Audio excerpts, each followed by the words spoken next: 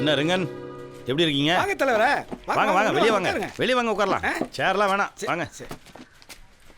Jail அனுபவம்லாம் எப்படி இருந்தது? ஒரு சாதாரண மனுஷனை ஒரு புரட்சியாளனா மாற்றுறதுக்கான சரியான இடம்னு தோணுது. அப்புறம் தலைவரை போராட்டம்லாம் நல்லபடியாக முடிஞ்சதுன்னு தோழர்கள் சொன்னாங்க. வரும்போதே தறி சத்தத்தெல்லாம் கேட்டிருப்பீங்களே. இப்போ தான் தொழிலாளிங்களுக்கு நம்ம சங்கத்து மேலே பெரிய நம்பிக்கையே வந்திருக்கு. பக்கத்து ஊரில் இருக்க தொழிலாளிங்களாம் வந்து எங்கள் ஊர்லேயும் கிளை ஆரம்பிங்க அப்படின்னு கேட்குறாங்க. கேட்குறதுக்கே ரொம்ப சந்தோஷமாக இருக்குது. தலைவரை, நீங்கள் விட்டுட்டு போன வேலையை நான் சரியாக செஞ்சுருக்கேனா? நான் என்ன சொல்கிறது, அதான் ஊரே சொல்லுதே. எல்லாத்துக்கும் காரணம் நீங்கள் தானே. நான் பேசினதுனால மட்டும் நீங்கள் வந்துடல. உங்களுக்குள்ளேயே ஒரு போராட்ட குணமும் இந்த சமூகத்தின் மேலே ஒரு அக்கறையும் இருந்திருக்கு.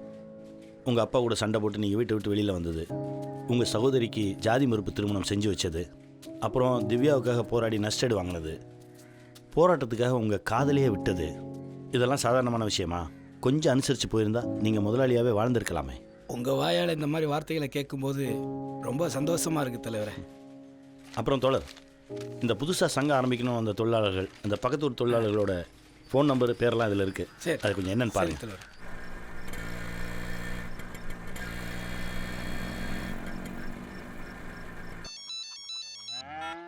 சொல்லுங்க தோழர், வந்துட்டீங்களா? இங்கே தான் அந்த ராஜபாளையம் போர்டு இருக்குல்ல, அங்கே ஒரு தான். நிமிஷம் தோழர், மட்டன். சரி தோழர், எதிர்கடையில் எங்கள் ஆளுங்களாம் இருக்காங்க, நீங்கள் அவங்ககிட்ட பேசிட்டு இருங்க. எங்கள் முதல் வீட்டில் சின்ன விசேஷம் முடிச்சுட்டு வந்துடுறேன். கொடு. என்னம்மா எல்லாம் எடுத்து வச்சு ரெடி ஆயிட்டியா? ம் நீங்க தாலி பிரிச்சு கோக்க கூட்டிட்டு போக வரேன்னதுமே அவ ரெடி ஆயிட்டா. அம்மா வீட்டுக்கு போறேன்னு சந்தோஷம் தானே? இருக்காதா பின்ன? சங்கம் ஆரம்பிக்கிறது ஒரு பெரிய விஷயமே கிடையாது. அதுக்கு முன்னாடி தொழிலாளர்களை சந்திச்சு இதனால என்னென்ன நன்மை இருக்குன்னு அவங்களுக்கு புரிய வைக்கணும். நீங்களே தலைவர், செயலாளர், பொருளாளர்னு சங்கத்துக்கானவங்களை தேர்ந்தெடுங்க.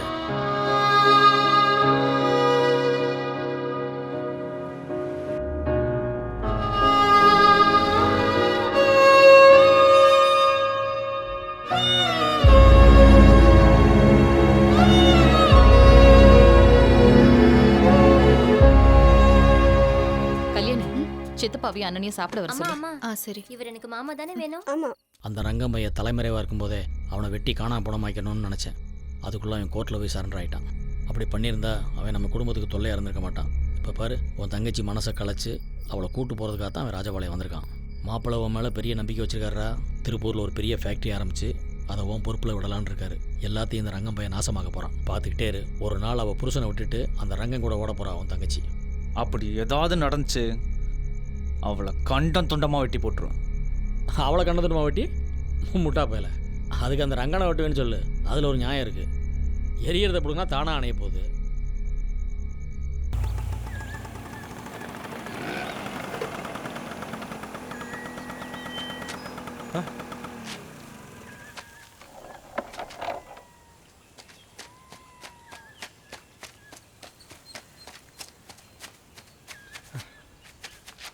ரங்கா, ரங்கா, தலைவரே, தலைவரே. ரங்கா, ரங்கா,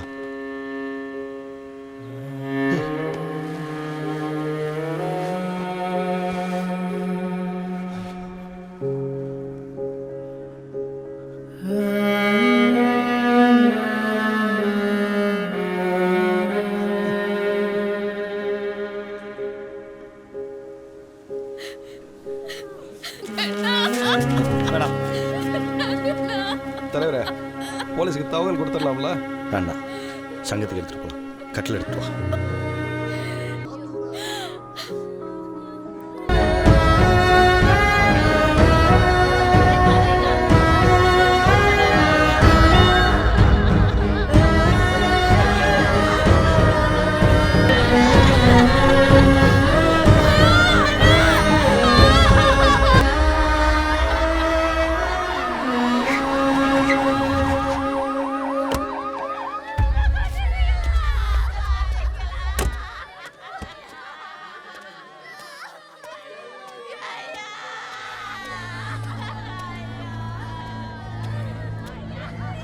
நாங்க ஸ்பாட்டுக்கு வரதுக்கு முன்னாடியே பாடி கொண்டு வந்து இங்கே வச்சிருக்கீங்க.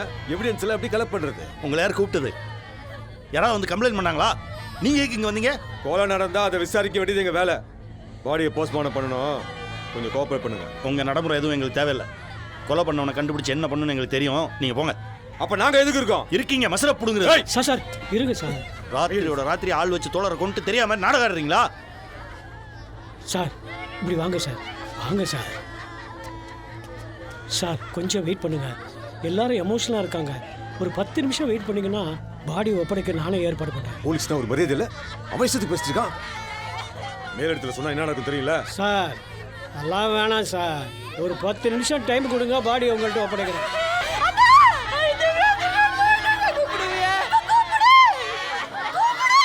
இங்கே வாங்க. வெளியூர் சங்கத்துக்கெல்லாம் தகவல் சார். யாரையும் மாலை போட வேணாம்னு சொல்லுங்க. ஏன்னா பாடியை போலீஸ்கிட்ட ஒப்படைக்கணும். போஸ்ட்மார்ட்டம் முடிஞ்சதுக்கப்புறம் மாலையை போட்டு சொல்லுங்க. சரி போங்க.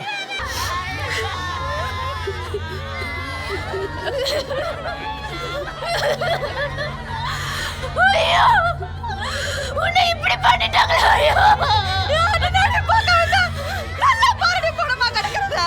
இந்த மூஞ்சி வச்சிருக்கீங்க. அத பண்ணீங்கயா? உன் கையில அடிச்சு கொல்லு. உன்னோட சாவுக்கு நான் தான் காரணம்.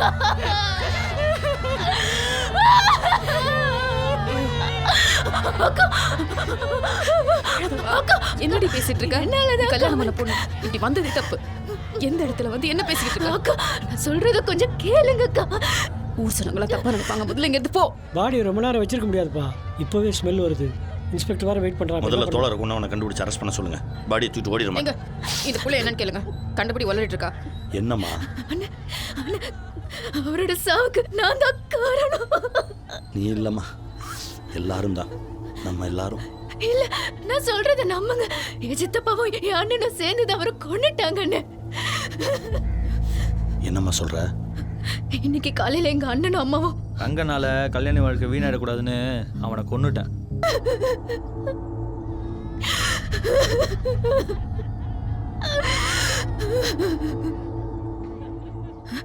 அண்ணே அந்த கோவிந்தராஜை விடக்கூடாது, யாரையும் விடக்கூடாது. அவனை வெட்டி கொள்ளுங்க. உங்க தோழரும் புனமா பார்த்து என் கண்ணால அவங்களையும் புனமா தான் பார்க்கணும். சார், பாடியை போலீஸ் ஒப்படைச்சிருங்க.